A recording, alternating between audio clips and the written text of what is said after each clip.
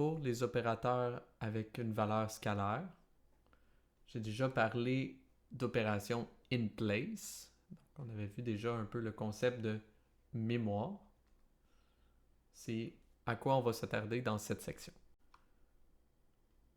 Donc, par défaut, NumPy, quand on fait une nouvelle variable, par exemple ici j'ai créé un tableau A avec ce tableau-ci, si on vient indiquer que le tableau B est égal au tableau A, on va faire une copie du pointeur. Donc on ne va pas créer un nouveau tableau, on va simplement diriger vers le même tableau.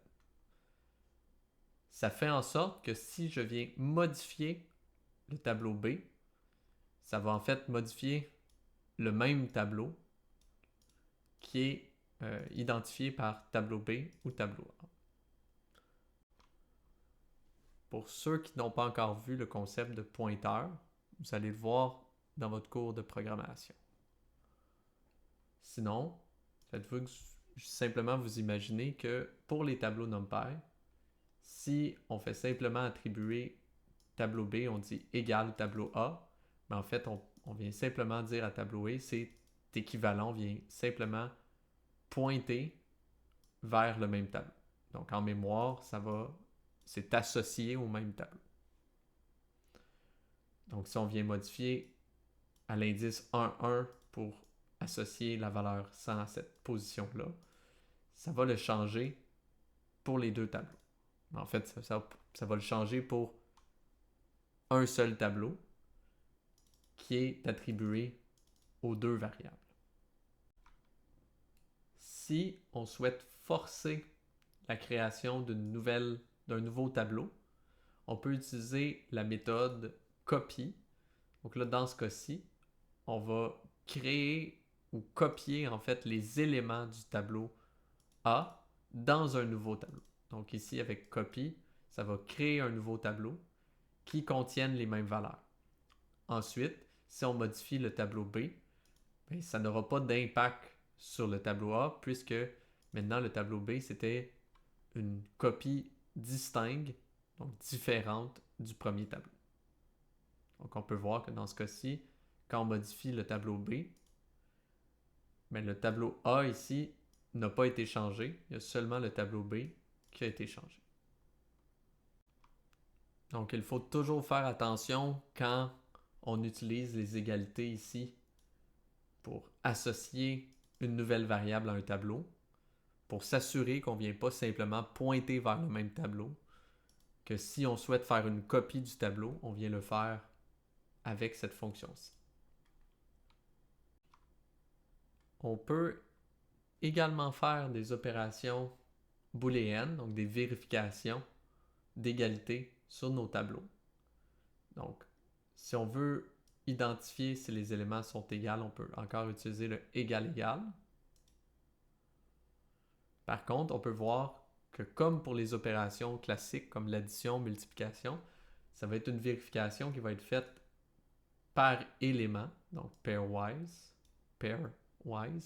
Donc pour chacun des éléments associés au même indice. Ici, on peut voir que c'est vrai puisque c'est égal, même s'ils n'ont pas le même type. Si on veut vérifier que tous les éléments sont égaux dans un tableau, on va utiliser la fonction allTrue qui va nous permettre de vérifier que tous les variables d'égalité, comme ici, sont avérées.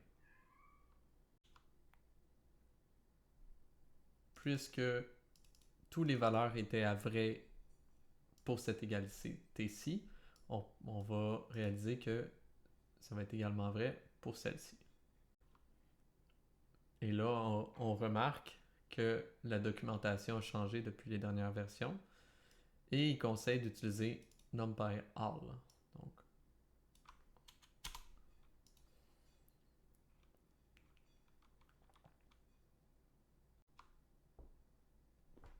dans le tutoriel précédent, on avait vu qu'on ne pouvait pas comparer directement des nombres à virgule flottantes, donc des floats. En NumPy, il y a une fonction qui permet de le faire directement où il y a différents paramètres. Là, on peut voir ici R-tol ou atol qu'on pourrait aller modifier pour le niveau de tolérance ou de précision. Ce qui nous permet de comparer plusieurs floats de la même façon qu'on le faisait avec l'égalité.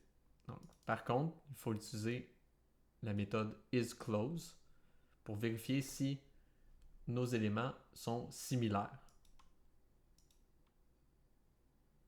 Et là, on peut remarquer que pour 2.0 et 2.001, mais ce n'est pas assez similaire pour qu'ils disent c'est vrai.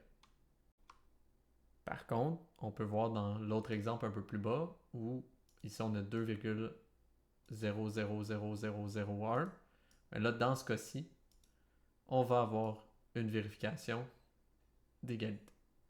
Dans ce cas-ci, par contre, j'utilise la méthode allClose qui va vérifier que tous les éléments sont similaires.